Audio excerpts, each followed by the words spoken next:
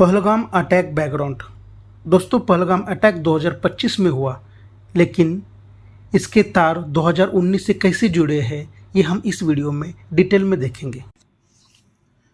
दोस्तों, पहलगाम अटैक हमें लगता है सडनली हुआ, लेकिन ये अटैक सडनली नहीं हुआ है। इसके तार 2019 से जुड़े हुए हैं।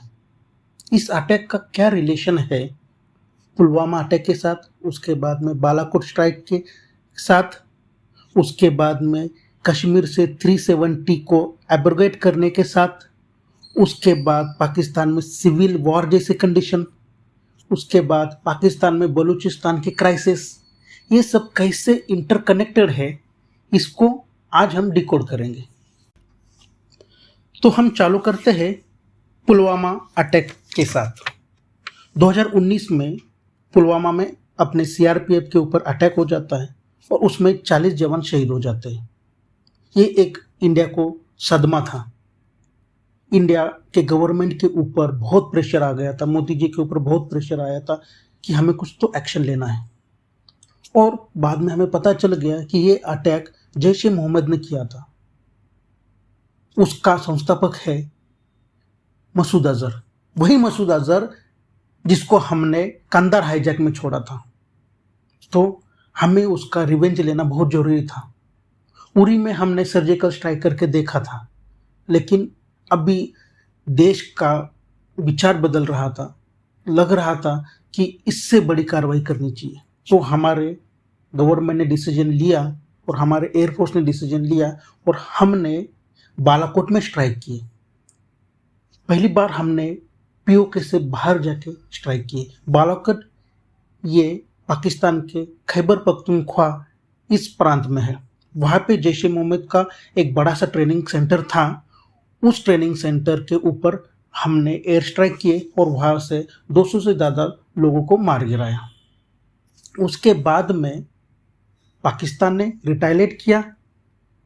उस रिटालिएशन में डॉग फाइट हुई, उनका हमने एक F-16 मार गिराया और उसके बाद में उन्होंने हमारा एक MiG-21 गिरा दिया और अभिनंदन पाकिस्तान में पकड़े गए।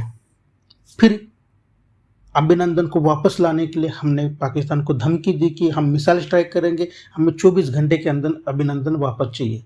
तो उन्होंने अभिनंदन को वापस दे दिया और उन्होंने बोला कि अब ये मैटर ख़त्म हो गया। लेकिन ये इधर ख़त्म नहीं हुआ। पाकिस्तान में कॉन्फ्लिक्ट पैदा हो गया। तब इमरान खान ये पाकिस्तान के प्राइम मिनिस्टर थे और आसिफ मुनीर ये आईएसआई के चीफ थे। उनमें आपस में तानातानी हुई कि इस मैटर को एक दूसरे ने अच्छे से हैंडल नहीं किया। हमें अभिनंदन को वापस तुरंत नहीं देना चाहिए था। जो भी उनके बीच में हुआ, मिसअंडरस्टैंडिंग हो गई, कॉन्फ्लिक्ट हो गया और उसी दौरान पाकिस्तान के प्राइम मिनिस्टर ने आसिफ मुनीर को अपने पद से हटवा दिया। तो पाकिस्तान की हिस्ट्री में ऐसा पहला आईएसआई चीफ था जो 6 महीने के अंदर हट गया था और उसका रीज़न हुआ था पुलवामा अटैक और बालाकोट स्ट्राइक। पुलवामा अटैक और बालाकोट स्ट्राइक के बाद गवर्नमेंट ने एक बहुत बड़ा डिसीजन लिया। कश्मीर से 370 को हटवा दिया। ऐसा लग रहा था कश्मीर से 370 हट जाएगा तो क्या कुछ होगा, बवाल हो जाएगा, ऐसे कर नहीं सकते। लेकिन वहाँ पे सक्सेसफुली 370 को हटवा दिया। वहाँ पे अपने NSA अजित डोभाल जी खुद जाके बैठ गए। उन्होंने परिस्थिति को अच्छी तरह से हैंडल कर दिया। हमने कश्मीर को डिवाइड कर दिया, जम्मू कश्मीर यूटी और लद्दाख यूटी। वहाँ पे शांति फैल गई। उसके बाद हमने वहाँ पे इलेक्शन करवाए और अब वहाँ पे एक इलेक्टेड गवर्नमेंट आ गई थी। कश्मीर में अच्छी तरह से शांति थी और हमारे टूरिस्ट वहाँ पे जा रहे थे। दिन ब दिन कश्मीर के हालात अच्छे हो गए। कश्मीर के युवा को रोजगार मिल गया। हमारे जो इंडियंस कोने कोने से कश्मीर पहुँचने लगे और कश्मीर में खुशहाली आ गई। लेकिन उसी दौरान पाकिस्तान में हालात ख़राब हो रहे थे। वहाँ पे इमरान खान की सरकार को गिराया गया और वहाँ पे नई सरकार सिलेक्ट की गई। नई सरकार आर्मी ने सिलेक्ट की। और उसके बाद में क्या हुआ कि जिस आसिफ मुनीर को इमरान खान ने अपने पद से हटवा दिया था 6 महीने के अंदर, उनका अलग पोस्टिंग कर दिया था, उसी आसिफ मुनीर को अपने रिटायरमेंट के 2 दिन पहले करंट गवर्नमेंट ने उनको आर्मी चीफ बनाया। ये आर्मी चीफ क्यों बनाया? क्योंकि आसिफ मुनीर और इमरान खान के बीच में बहुत बड़ा झगड़ा चालू हो गया था और इमरान खान को अगर दबाना है पॉलिटिकली तो इसके लिए आसिफ मुनीर को आर्मी चीफ होना बहुत जरूरी था। और आसिफ मुनीर ने आते ही वही किया।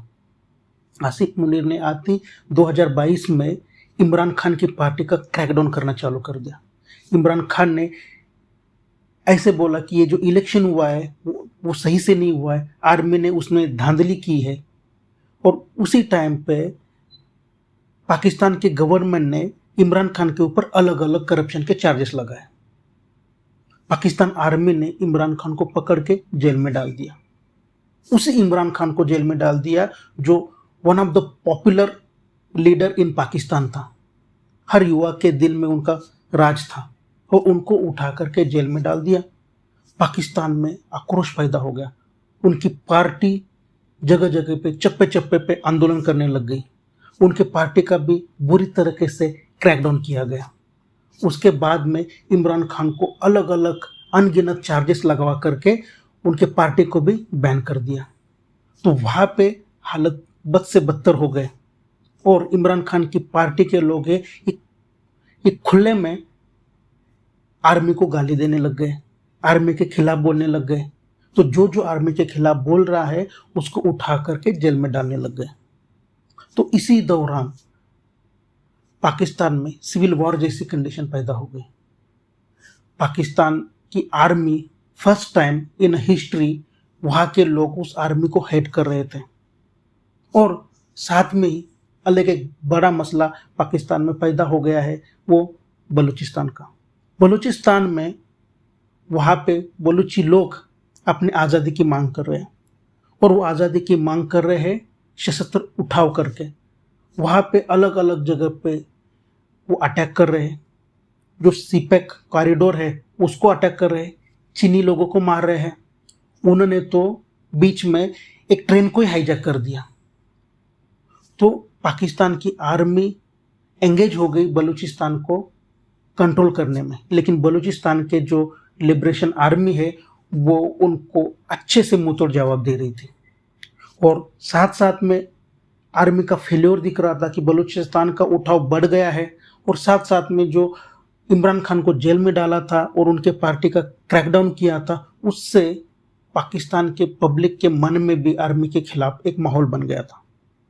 तो पाकिस्तान में आर्मी के खिलाफ बहुत ही नेगेटिव एनवायरनमेंट था, जो जब से पाकिस्तान बना है तब से अभी तक का सबसे नेगेटिव पार्ट यही था कि हर लोग बच्चा हो बूढ़ा हो जो भी है आर्मी के खिलाफ बोल रहा था।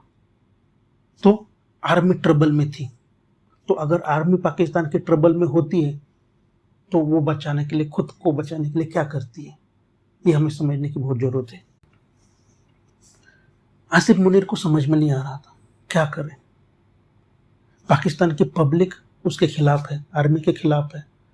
पाकिस्तान की गवर्नमेंट कुछ कर नहीं पा रही है, पाकिस्तान में इन्वेस्टमेंट नहीं आ रही है। तो आसिफ मुनीर ने गेम खेला। आसिफ मुनीर ने एक स्पीच दिया जिसमें उसने बताया कि हम इंडिया से क्यों अलग हो गए, कैसे एक मुसलमान और हिंदू एक दूसरे से अलग है,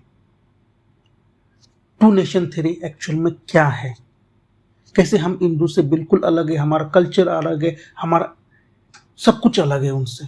और उसके लिए पाकिस्तान बना है, पाकिस्तान टूटने के लिए नहीं बना है। एक बार 1970 में पाकिस्तान टूट के बांग्लादेश बन गया था और उसको वही डर सता रहा है कि अब फिर से पाकिस्तान ना टूटे। तो उसने एक हेट स्पीच दिया।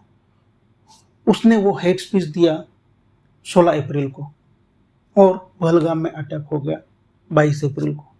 तो आपको क्या लगता है, इसका कुछ तो रिलेशन होगा? और पहलगाम में क्या हुआ? आतंकवादियों ने चुन चुन के हिंदुओं को मारा, चुन चुन के। जो मुस्लिम था उसको छोड़ दिया, पूछा कि हिंदू है, अगर नहीं बोला तो कलमा पढ़ने के लिए बोला, अगर उसको कलमा नहीं आता है तो उसको गोली से मार दिया गया। 26 लोगों को ऐसे मार दिया गया। तो उसके आगे जो कॉन्सिक्वेंसेस होने वाले थे उसका बेनिफिट पाकिस्तान आर्मी को, आसिफ मुनीर को डेफिनेटली होने वाला था, उसको पता था। तो दोस्तों, अभी इस पूरे एक्सप्लेनेशन के बाद आप समझ पाए होंगे कि पहलगाम अटैक का बैकग्राउंड क्या था। 2019 से कैसे छोटे छोटे छोटे डॉट्स थे जिसको हम कनेक्ट करते हैं तो हमें पता चल जाता है कि ये अटैक क्यों हो गया। इसके बाद हमारे और 4 वीडियो आएंगे, उसके अंदर हम पहलगाम अटैक को डिटेल में डिस्कस करेंगे, उसको डिकोड करेंगे। उसके बाद में ऑपरेशन सिंदूर कैसे गेम चेंजर रहा है उसके बारे में बात करेंगे। उसके बाद पाकिस्तान आर्मी का जो रिटेलिएशन हुआ और इस बीच में हमने कैसे उनके एयरबेस तबाह कर दिए उसके ऊपर डिस्कशन करेंगे। और अंत में ये जो ऑपरेशन हुआ, ये कॉन्फ्लिक्ट हुआ, वो किसने जीता, माइंडसेट क्या था और हमारा माइंडसेट कैसे चेंज हुआ है और ये ऑपरेशन सिंदूर कैसे अभी कंटिन्यू है, इसके ऊपर भी डिस्कशन करेंगे। तो आगे और 4 वीडियो आने वाले हैं। आप चैनल को सब्सक्राइब कीजिएगा, वीडियो को लाइक और शेयर कीजिएगा और नेक्स्ट वीडियो का वेट कीजिएगा। Thank you. जय हिंद। धन्यवाद।